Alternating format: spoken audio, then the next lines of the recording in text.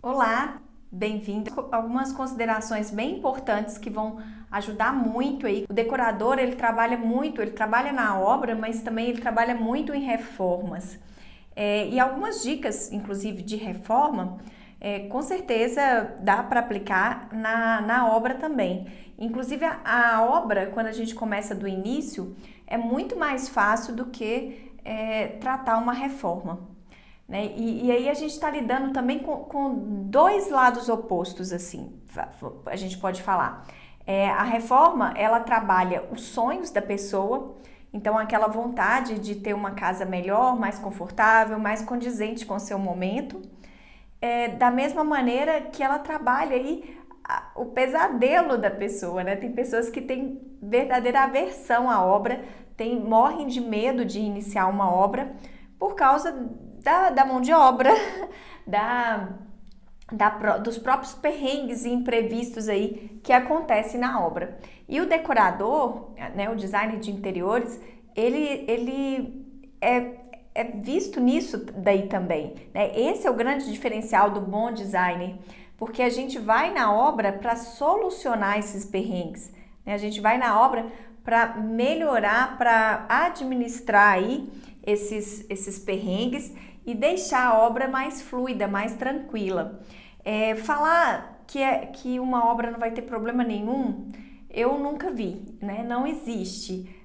Há sim alguns imprevistos, mas eles são muito minimizados quando a gente faz um planejamento e segue esse passo a passo que eu vou passar para vocês aqui. Isso porque tem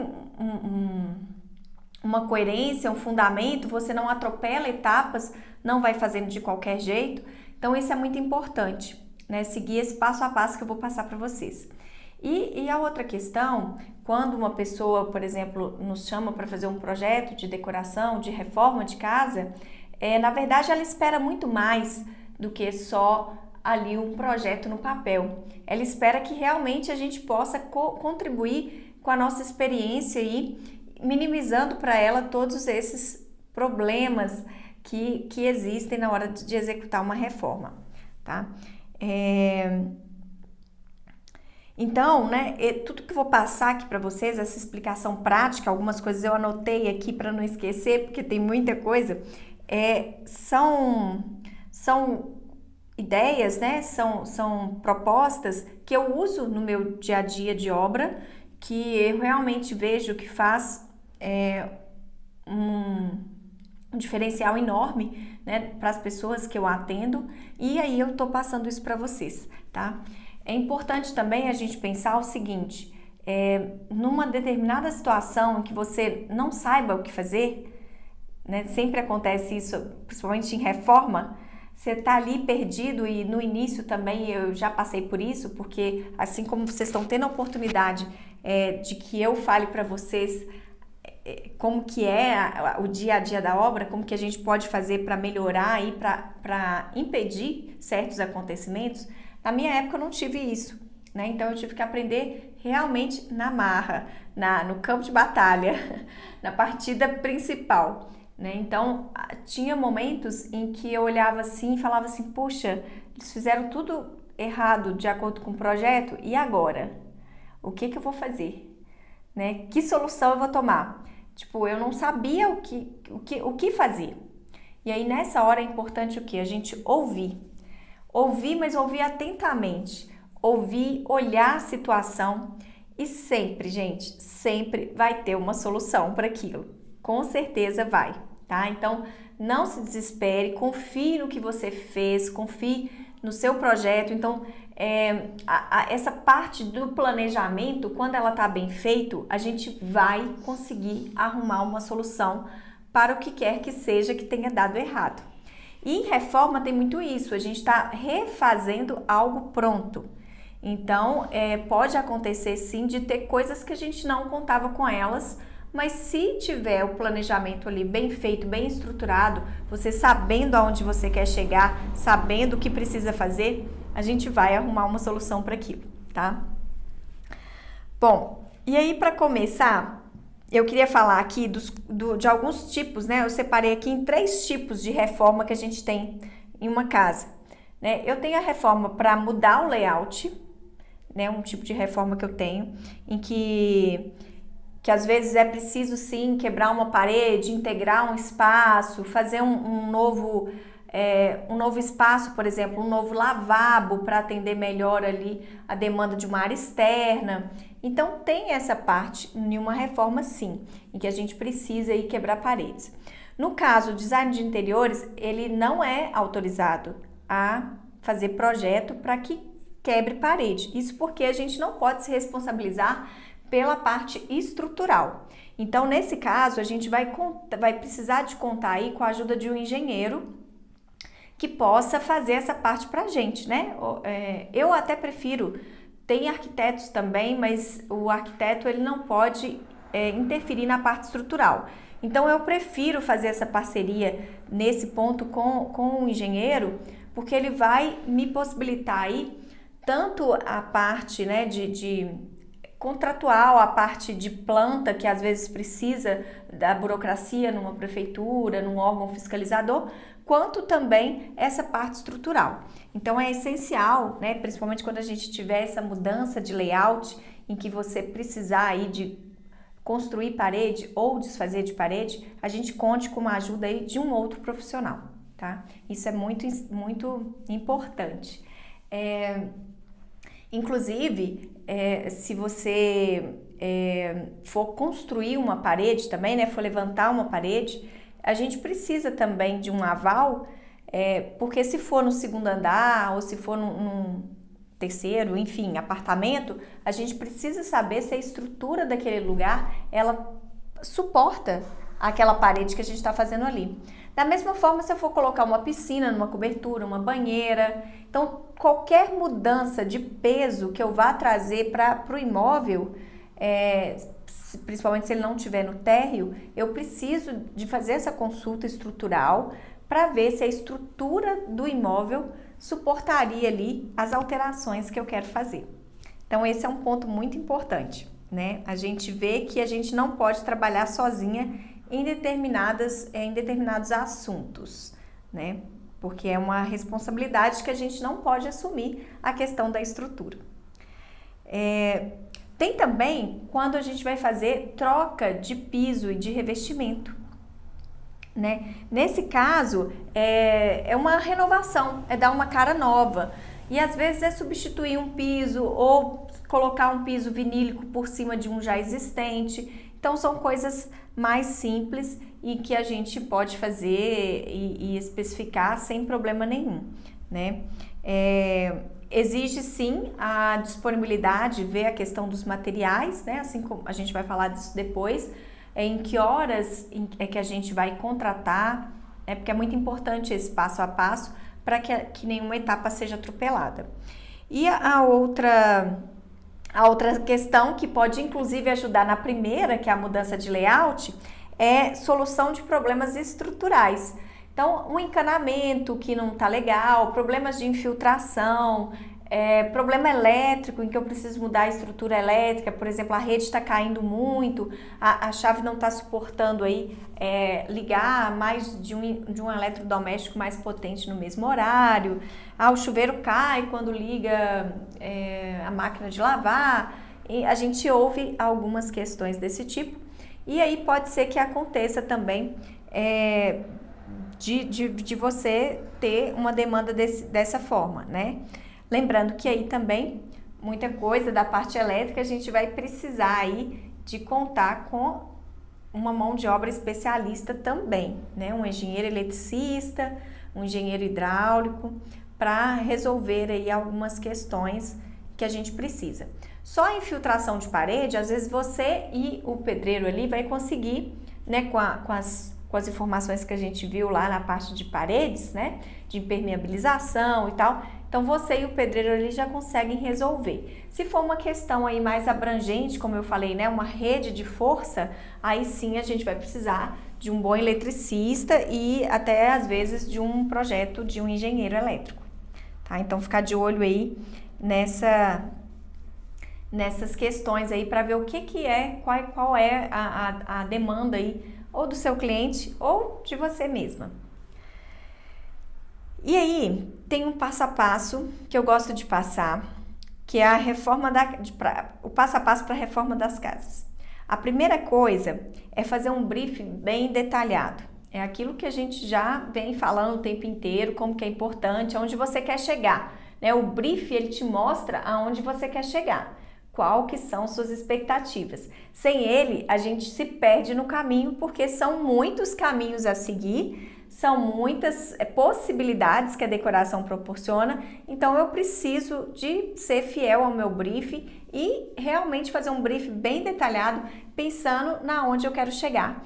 E também no briefing, já vou pensar também questões assim, vou precisar de trocar piso, né? Então é o passo a passo da obra. Vou precisar de fazer um serviço elétrico, vou precisar de fazer um gesso, vou precisar de demolir parede, vou precisar de construir parede. Então tudo isso também eu já acoplo aí no meu planejamento, no meu briefing, tá? Todos os passos que eu vou fazer. Segundo lugar, aí sim, depois que eu ver o que eu preciso de fazer, qual que são todas as etapas aí da minha obra, eu vou escolher os materiais que eu vou usar. Então eu vou trocar piso, vou escolher uma cor de parede, vou escolher um revestimento de parede, vou escolher um papel de parede. Então eu faço a escolha de todos os materiais, ou mesmo que você não vai escolher o papel de parede logo, mas você vai falar assim, ó, essa parede vai ser revestida com papel de parede, tá? Até porque quando a gente reveste uma parede de papel de parede, o interessante é que essa parede ela esteja branca, para que não haja diferença de cor entre o papel de parede, né, e a cor da tinta, que às vezes tem papel de parede com fundo claro. Então, essa parede, por exemplo, ela não vai precisar de receber uma tinta diferente, se for a mesma, né, se a casa for pintada, por exemplo, de um cinza claro, essa parede pode ficar branca, tá? Depois disso, é importante a gente criar um orçamento de obra. Então, criar mesmo uma tabelinha em que você vai ter ali tudo que você vai gastar de cimento, qual a metragem de piso, qual os valores da mão de obra que você tem, né? Então, fazer uma planilhazinha ali de orçamento. Isso você pode fazer e pedir os profissionais também para te ajudar, né? Os próprios profissionais que vão estar em casa ou na obra, ajudar com isso, né? Porque é uma tarefa um pouco difícil de você saber todo o material que você vai precisar usar. Por exemplo, uma fiação elétrica, um equipamento hidráulico. Então, são muitas questões, mas é interessante a gente caminhar ali dentro de uma planilha de orçamento para que você também não tenha surpresas desagradáveis e tenha que parar a obra ou se endividar por conta de uma reforma, tá? E em busca de autorizações necessárias, né, como eu disse, quando a gente vai ampliar um imóvel, por exemplo, então eu tenho um imóvel e nele não consta uma área externa, o correto é eu ir na prefeitura e fazer a ampliação aí dessa área construída. Essa é a forma correta. Se eu vou só mudar o layout da sala, quebrar uma parede, aí nem sempre tem necessidade, mas depende do lugar, né? Depende da localização e do que você vai fazer em si. Por exemplo, se for apartamento, você precisa de autorização do condomínio. Mas geralmente em casa, essas mudanças internas, você não precisa ir à prefeitura, né? A não ser que você vai aumentar a sua área construída. Já em apartamento, sim, né? É necessário que veja aí as diretrizes do condomínio, horário de funcionamento de obra, porque tem condomínios que são bem rígidos quanto a isso. Então é preciso ficar atento para ver se vai estar de acordo, né? Se tudo que você pretende fazer está de acordo aí com as normas desse condomínio. Em se tratando de apartamentos e casas em condomínios, claro. Escolher uma mão de obra confiável. E aí a gente já vai para uma parte aqui que eu vou fazer um parêntese. Isso é importantíssimo, gente. Vocês já viram o ditado, né? E esse ditado se aplica muito em reformas e obras. O barato pode sair caro. Então, essa mão de obra, ela tem que ser uma mão de obra qualificada. E principalmente eu coloco aqui, tem que ser uma pessoa que seja fácil de lidar. Eu escolho os profissionais que vão trabalhar para mim e quando os meus clientes pedem indicação de profissionais, né, eu não tenho uma equipe minha que trabalha, presta serviço para outras pessoas. Mas nesse tempo todo, eu tenho profissionais em que eu confio e que quando os meus clientes me pedem indicação, eu indico esses profissionais não só pela qualidade da mão de obra, isso é importante demais, mas também não adianta ser muito bom profissional, saber fazer a obra como ninguém, mas não ser uma pessoa fácil de lidar, não ser uma pessoa fácil de conversar. Isso porque, às vezes, quando a pessoa a mão de obra, ele é muito conservador, muito tradicionalista e não aceita, né, que você coloque aí as suas ideias para ele, vai ter um impasse muito grande. Eles vão querer colocar de um jeito, do jeito que eles aprenderam, você vai querer de outro, ele vai falar que não tem jeito, e mesmo você sabendo que tem jeito, você acaba às vezes cedendo porque a pessoa não tem um diálogo, não estabelece ali uma relação confortável para que você peça e solicite mesmo, né, determinadas situações que são importantes. Isso eu digo em altura de bancada, altura de interruptores, como a gente viu lá na ergonomia, né? Eu falando que hoje a gente coloca interruptor a 1,10 m, isso é um pouco fora das normas, não é das normas, né? Mas é um pouco fora do padrão que a engenharia propõe. Eles colocam interruptores altíssimos, né? 1,20 m, 1,30 m, e pra gente não é interessante um interruptor, por exemplo, ficar numa altura dessa. Não é bem assim, a gente não deixa uma tomada alta sem um fundamento, sem ter algo para usar ali. Então a gente deixa tomadas baixas, até para não poluir as paredes, não atrapalhar de colocar um papel de parede, não atrapalhar de colocar um quadro. E quando esse fornecedor, né, quando essa mão de obra aí, ele é muito bom no que ele faz, mas ele não tem essa habilidade de diálogo, essa habilidade de aprender um pouco com você, de fazer o que você fala, é muito ruim, né? Então, eu já tive muitos problemas em relação a isso, não as pessoas que eu indico, mas eu não ponho em posição a ninguém a escolher os profissionais que eu trabalho. Então, a pessoa é livre para escolher o profissional que ela quiser. E às vezes a gente pega em obra profissionais muito difíceis mesmo. E nisso eu vou dar um exemplo aqui para ficar bem claro para vocês. Quando eu estou iniciando, ou eu vou fazer uma reforma de revestimento, ou quando eu vou iniciar alguma obra, eu sempre coloco, já falei isso no curso, né? Mas é bom repetir, eu sempre coloco o comando do chuveiro ao contrário do chuveiro.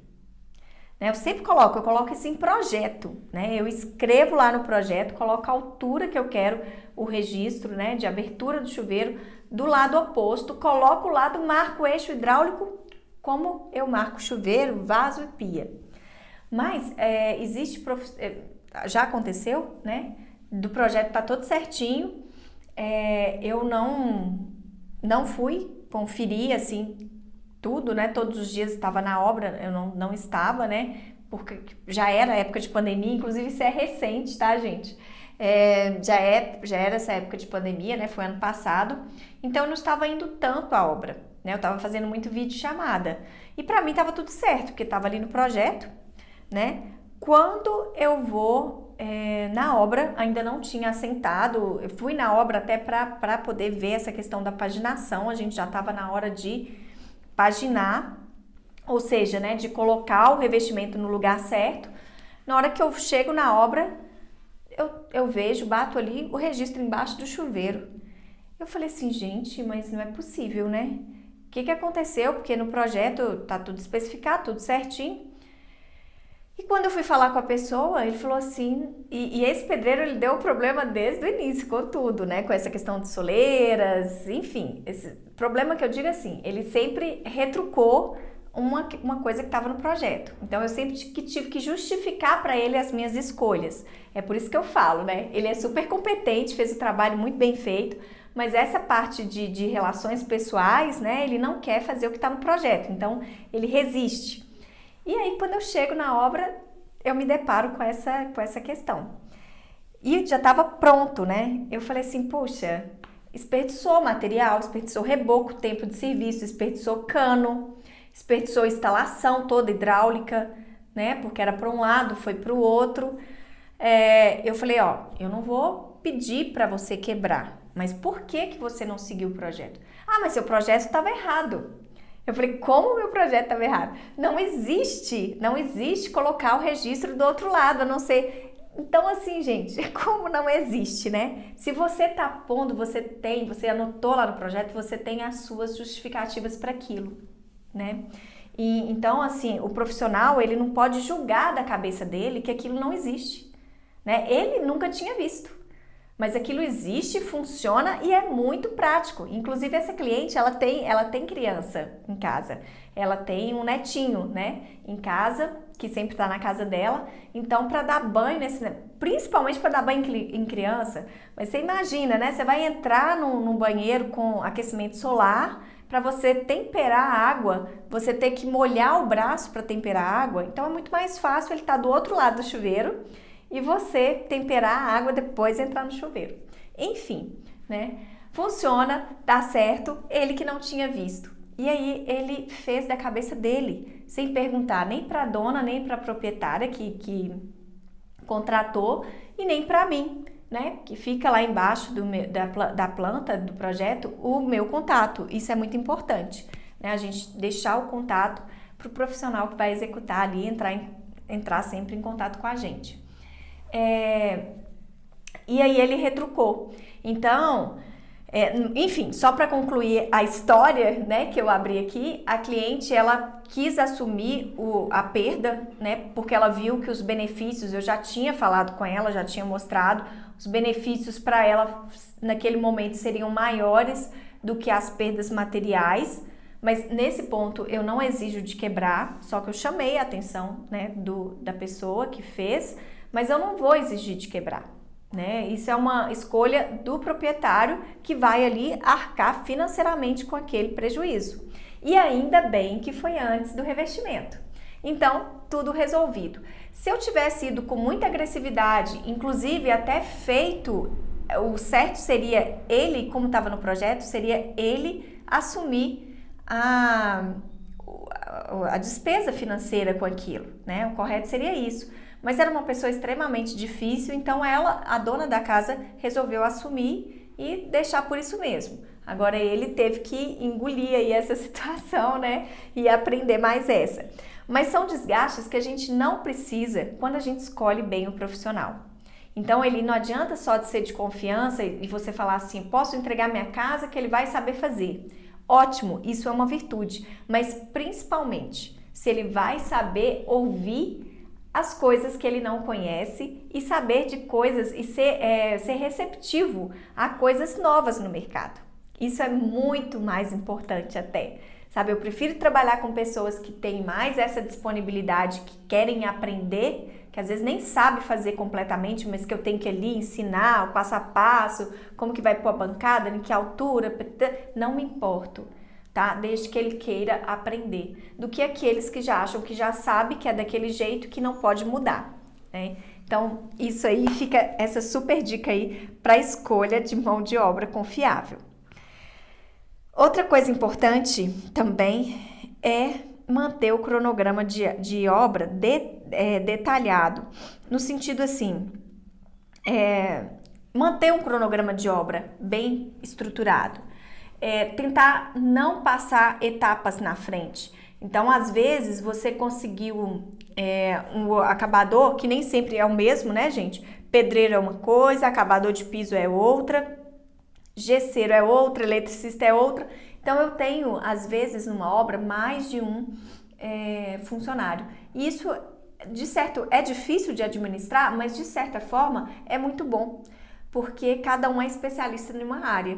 Diferente daquele que chega e fala assim, eu faço tudo, eu faço desde o piso até telhado, dá até medo, porque ninguém é bom em tudo, né? Então dá até medo desses aí, mas enfim, né? Você pode optar aí por vários tipos de pessoas, né? E aí, no caso de você ter profissionais separados, vamos supor que você já contrate a pessoa que vai colocar o piso, né, o acabador de piso, e não contratou o gesseiro. O projeto elétrico não está pronto. Então, isso vai acarretar o quê? Um prejuízo, uma possível estrago no piso, no seu piso novinho que você está trocando. Isso porque você não seguiu o cronograma de obra, né? Que é aquele cronograma em que o quê? Eu primeiro faço parte elétrica e hidráulica, coloco todas as fiações, encanamentos, depois eu faço a rebocação, porque quando eu faço a rebocação primeiro, antes de concluir a parte elétrica, com certeza eu vou ter que sair cortando na parede. Isso dá emendas que nem sempre é possível tirar com a massa corrida que vai vir depois, tá? Então é importante que a gente siga esse cronograma, né? Que eu tô deixando para vocês aí também. Mas que é o quê? Parte elétrica, hidráulica, depois a rebocação, depois aí a gente vai para a parte do gesso e depois para a parte do piso e pintura, tá? Então é nessa ordem, porque se a gente troca alguma dessas ordens que são as principais, as mais importantes, né? Aí isso dá um problema grande aí na nossa obra, tá? Porque ou no seu material, porque você corre o risco de estragar ali o piso que você está trocando, uma parede que você está reformando, né? E fica... Ou faz o serviço 2 vezes, né? Já fez o serviço de rebocação e tem que fazer de novo por causa de um ponto que não foi colocado. Então é importante seguir esse cronograma de obra. E é importante saber também que ele atrasa, né? Que existem imprevistos, existem falta de material, a mão de obra que estava indo para você ficou doente, ou ele enrolou mesmo, né? Que a gente sabe que também acontece. Enfim, né? Acontece alguns imprevistos, né? E como eu disse aqui, como eu já disse também, a primeira coisa a se fazer é o projeto, né? O projeto junto com o briefing detalhado. É a primeira coisa a se fazer. Depois você contrata o profissional e aí logo que o profissional marcar a data de começar, você já vai comprar os materiais, principalmente se for revestimento, porque os revestimentos e material de iluminação, luminárias, eles demoram de 30 a 60 dias para chegar. Isso em épocas normais, sem pandemia. Então, o prazo que você vai combinar com a pessoa que for executar a sua obra, ele precisa ser alinhado aí com essas questões. O projeto tem que estar totalmente pronto. Alinhou com o profissional? Já compra o material. Porque senão o profissional pode correr o risco do material não chegar e ele ter que ficar esperando ali o material, atrasar a obra, ele pegar a obra de outro e aí vai ficar lá e cá e vai atrasar ainda mais a sua obra, tá?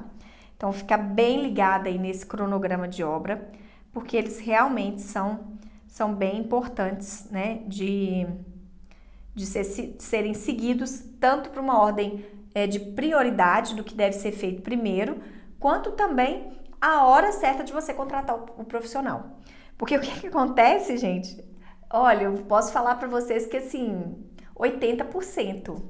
Quando um cliente, 80% chega para mim assim, Jamília, contratei um pedreiro, ele vai começar para mim semana que vem, tô precisando que você faça um projeto para mim de reforma. Não tem jeito, né? Hoje em dia eu já falo com a pessoa, né? Com muita tranquilidade, né? Sem grosseria nenhuma, mas eu já falo com a pessoa, eu falo assim, é impossível para mim. Eu não consigo fazer um projeto nesse prazo para você aprovar, para a gente programar se o pedreiro já vai começar. Eu não consigo, não dá. Então a primeira coisa, e essa consciência é muito importante que a gente leve para mais pessoas, né? A primeira coisa é realmente ter o projeto de decoração, né? O projeto de reforma. Porque, igual como eu falei, às vezes não vai depender só do decorador, só do designer. Nós vamos depender de outros profissionais. Temos que ver outros horários e prazos, né? Que não só o nosso. Então, é muito importante que a gente faça primeiro o projeto tenha todas as autorizações para depois contratar a mão de obra. É esse esqueminha que eu falei aqui, né? A mão de obra vem em briefing, a mão de obra vem, perdi aqui, em sexto. É a última coisa. Aqui até coloco o orçamento antes de contratar a mão de obra. Por quê? Até para você saber quanto que vai ficar a reforma, se você vai ter realmente condição de acabar aquela reforma, se você não vai ter que parar no meio, né? Ou então substituir por coisas que você não queria. Essa questão do cronograma, então, a gente precisa também seguir aí bem certinho, tá? Depois, eu queria colocar aqui 6 dicas essenciais para quem vai acompanhar aí a reforma, tá? Então, o que seriam elas? Supervisionar o trabalho dos prestadores de serviço para executar erros na reforma da casa. Quem vai executar o serviço, a gente pressupõe que ele saiba ler o projeto, mas às vezes ele não vai entender.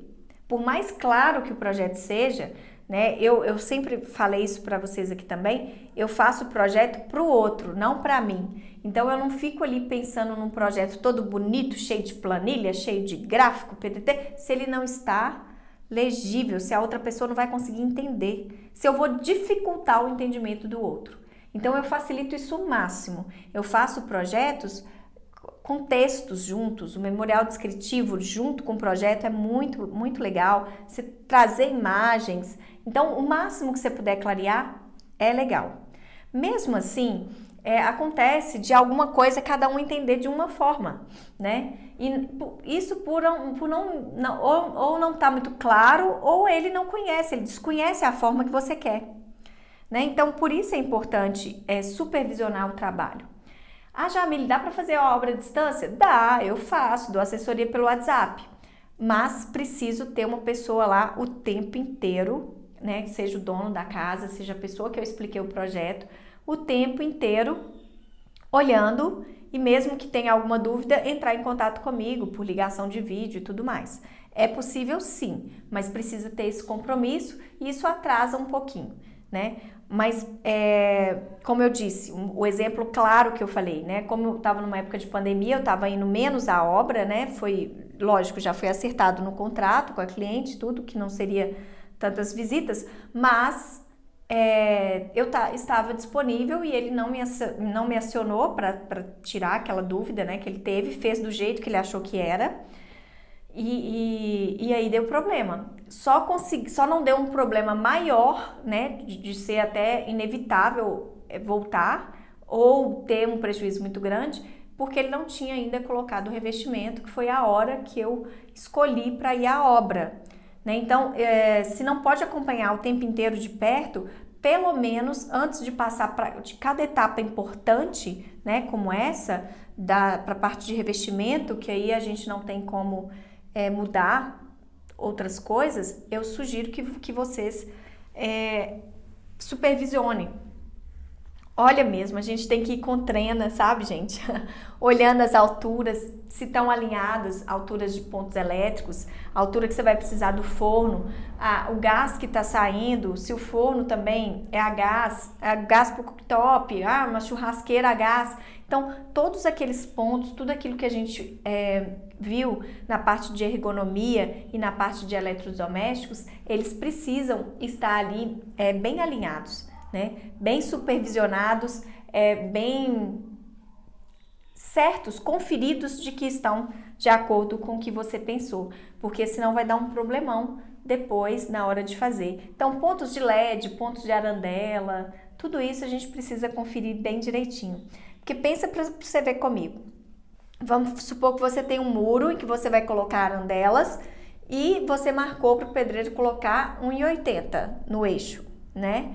Aí você chega lá, não confere, na hora que você vai comprar a sua arandelinha, uma fica abaixo, outra fica 2 centímetros acima, outra fica 2 centímetros abaixo, 4 centímetros abaixo, e fica aquela coisa toda desalinhada no seu muro, que vai ser bem perceptível quando você colocar a peça, né? Então, vale sim a pena a gente conferir, inclusive até com o pedreiro, pedir ele para pegar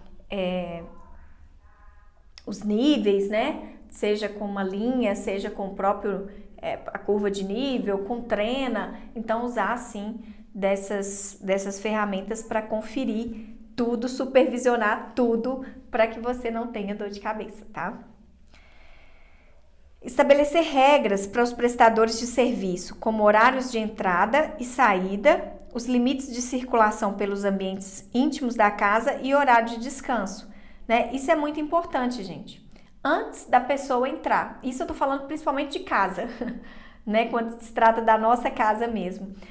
Vamos supor que você tem uma rotina de dormir tarde e só acorda 8 horas da manhã e seu pedreiro vai chegar todo dia às 7. Ele vai passar ali alguns dias, meses até com você, dependendo da obra, até ano, né? E aí?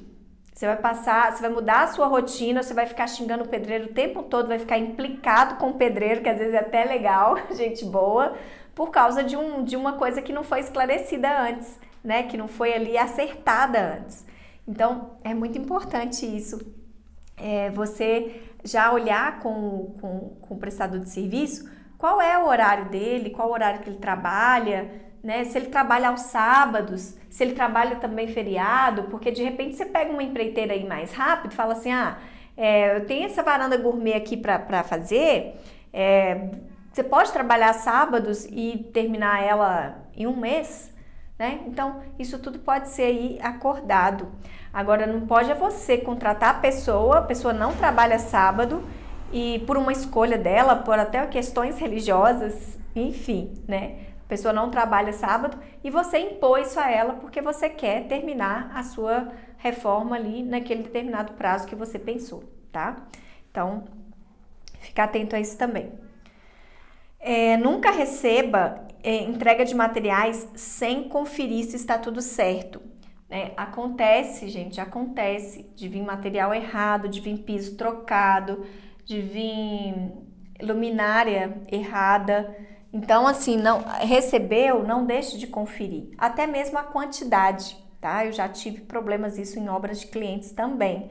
E aí, às vezes a pessoa me contrata na obra, né, para poder olhar tudo, inclusive essa parte de carregamento, eu fico responsável por olhar a parte das luminárias, se está tudo direitinho igual às normas. E por que isso? Porque às vezes a gente conhece a luminária que a gente pediu. Se eu especifiquei uma luminária de par 20, eu vou lá e vejo se veio. Às vezes vai ser a primeira vez que você vai ver uma luminária de par 20, mas tem escrito, né, na embalagem, então tem como você conferir, mesmo sem você conhecer. E aí a gente precisa, como a gente que fez o projeto, né, eu vou saber quantas luminárias eu pedi. Às vezes o cliente, ele só vê o orçamento. É isso aqui que vai precisar? Ele tá vendo ali que vai precisar de um pendente, de tantas lâmpadas, mas ele não tem noção do que realmente é aquilo, né? Do que realmente seja, né? Que são tantas lâmpadas de par 20. Então, você vai pegar seu projeto, sua lista de compras e vai conferir toda a mercadoria que veio. Isso também faz diferença, tá? E principalmente se for para sua casa, né? Que aí você não vai ter nem decorador para olhar, você mesmo que vai estar fazendo. Então, não deixe de conferir nada, tá bom? Caso o orçamento esteja apertado, reutilize materiais que já estavam no ambiente e dê uma cara nova a eles. Então, assim, será que precisa mesmo trocar o sofá? Né? Você viu que o orçamento ficou apertado? O que você pode alterar ali naquele projeto? Será que você pode reformar a cadeira da mesa de jantar? Vamos colocar aí um adesivo para o vidro não ficar transparente, ficar com cara de laca. Então, pensar aí em opções para reutilizar ou para diminuir aí. Por isso que é importante fazer o orçamento antes de começar a executar, tá? E sonhar com a reforma de casa é especial para o cliente, por isso tenha sempre empatia, paciência para ajudá-lo a realizar esse sonho. Isso é essencial na pessoa que vai trabalhar com decoração, com reforma de interiores, é essencial, é empatia, né? É ali a presteza que você tem em ajudar, em solucionar ali o problema do cliente, né? Então, você não pode colocar mais fogo na fogueira. Por exemplo, esse exemplo que eu dei para vocês aqui dessa questão, o rapaz que foi contratado, né, para fazer o projeto da minha cliente, ele estava totalmente errado. Inclusive, nem ela, mas eu poderia exigir dele, né, porque o projeto é meu, foi assinado por mim, eu poderia exigir dele a reparação dali, né, voltar para o meu projeto. Isso até cabe danos morais, né, cabe pequenas causas, mas gente, a gente nunca faz isso, né? A gente sempre procura o quê? Eu vou colocar mais lenha na fogueira? Eu vou fazer o cara ficar chateado, atrasar a obra para o cliente por causa de uma mini ação judicial, por causa de uma briga, por causa de um desentendimento? Falar, poxa, você não viu o meu projeto, errou e tal, você vai pagar? Né? Não é assim, não é colocando mais fogo. Então, ter muita empatia, muita paciência, de mostrar mesmo, de falar, ver. Aí foi uma boa hora que eu falei com ele, falei, tá vendo? Isso aqui são coisas que a gente já tá fazendo hoje em dia, que você nunca tinha visto.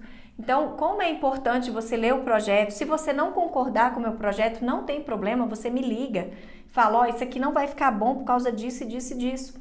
Então, eu sempre trabalho com as pessoas dessa forma, né, dando espaço também para que eles coloquem ali o ponto de vista dele e as justificativas dele, desde que não sejam justificativas de preguiça, de não fazer porque vai dar preguiça, porque não sabe, porque não quer, né? Quando eu vejo que é isso, aí entra a paciência, sai a empatia, entra a paciência para pedir e solicitar que seja feito daquele jeito, né? Então, é muito importante que a gente não seja um combustível para o mal, e sim uma forma ali de resolver o que não tá legal, né?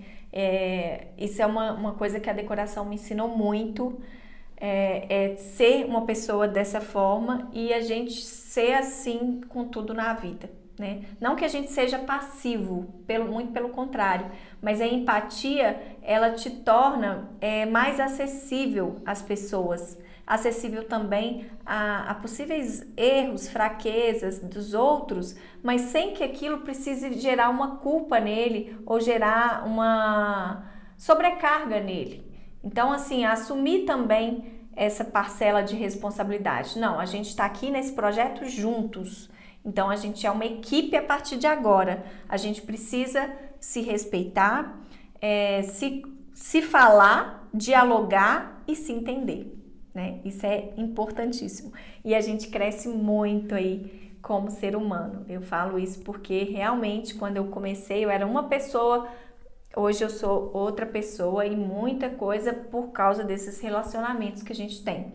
São pessoas diferentes, com grau de instrução diferentes, com realidades diferentes e que a gente precisa falar a mesma linguagem, né? Então, sem empatia, sem paciência, é impossível aí conseguir o sucesso aí na obra e principalmente, né, conseguir que, no caso, o cliente ou você, né, fique satisfeito aí com o trabalho que está sendo realizado.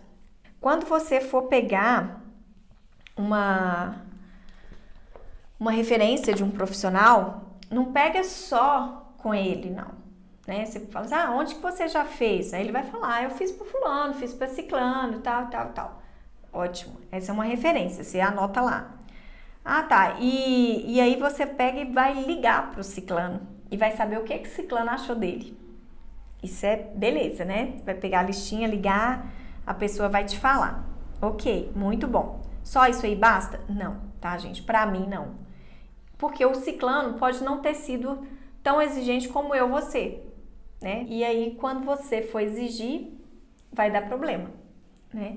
Então, você vai até a obra onde ele fez, a última obra, e pergunta e vê o que ele fez, vê se você gostou do trabalho, pergunta como que é o relacionamento dele com os demais pedreiros, porque eu também acho horrível aquele que até te escuta, mas trata mal o ajudante dele, né? E às vezes trata mal até na frente da gente, né? Então, isso é muito importante, né? O relacionamento humano.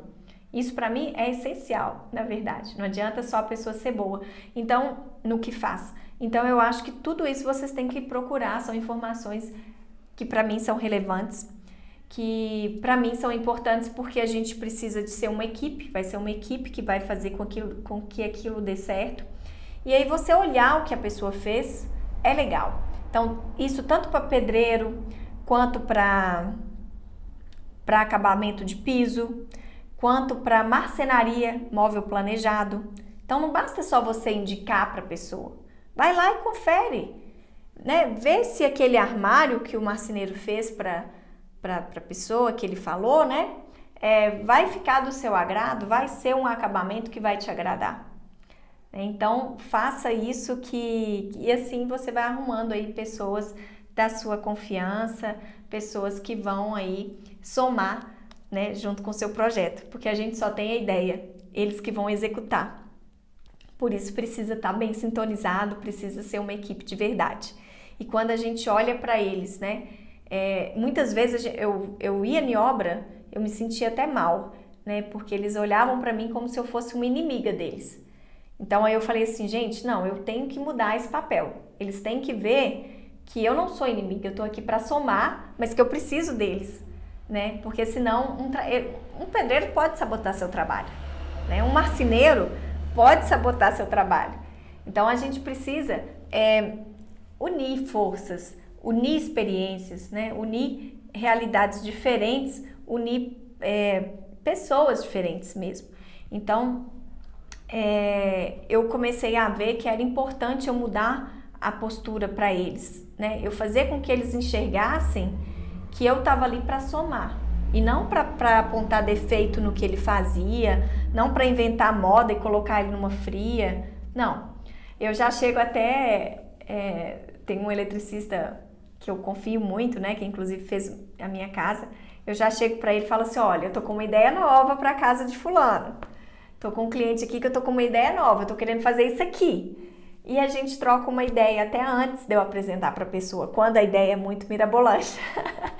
Mas né? Porque assim, quando começou os LEDs, gente, eu passei a essa transição, né? Quando começaram a surgir as fitas de LED, foi uma revolução muito grande na decoração, muito grande mesmo. Então eu ia em mostra, via as coisas e queria reproduzir, mas eles não sabiam fazer aqui. E aí esse, por exemplo, né, na parte elétrica em específico, ele foi um dos que, na época, ele tinha boa vontade, mas ele não sabia. E hoje ele se tornou, assim, um expert mesmo. Eu consulto com ele para saber se aquilo que eu estou pensando vai dar certo. Entendeu? Percebe como que é fantástico aí quando a gente tem essa troca? Eles trazem muito, eles acrescentam muito no nosso trabalho também. Porque ele começou com um basiquinho ali que eu consegui explicar e ele foi mais a fundo. Então hoje ele faz aí altas coisas aí com as fitas de LED e que assim me possibilitam criar cada vez mais, né? E a gente consegue fazer coisas assim que a gente vê indústrias fazendo, a gente consegue reproduzir na casa da pessoa com um custo muito menor, de uma forma com excelência e de qualidade, né? E, então é isso, esse foi bem prático, uma conversa mesmo, em que eu pude até contar um pouquinho para vocês, né, dessas experiências que eu tive, mas que eu acho que são muito relevantes, né, para vocês verem e entender mesmo como que funciona aí todo esse trabalho de decoração, que tem muita coisa boa, tem glamour sim, as mostras são puro glamour, mas que na maioria do tempo, né, gente, é perrengue, mas a gente gosta, né? É a parte que eu mais gosto, inclusive, é essa parte de estar na obra, né? De participar da obra, de ver a coisa acontecendo, de ver a coisa crescendo, fluindo e formando tudo ali, aquilo que eu imaginei, que eu coloquei no papel. É isso que me faz ser grata e trabalhar, né? Com todo o amor, que é esse trabalho que eu faço. Espero ter contribuído aí com vocês também. Gratidão, paz, luz e amor no coração.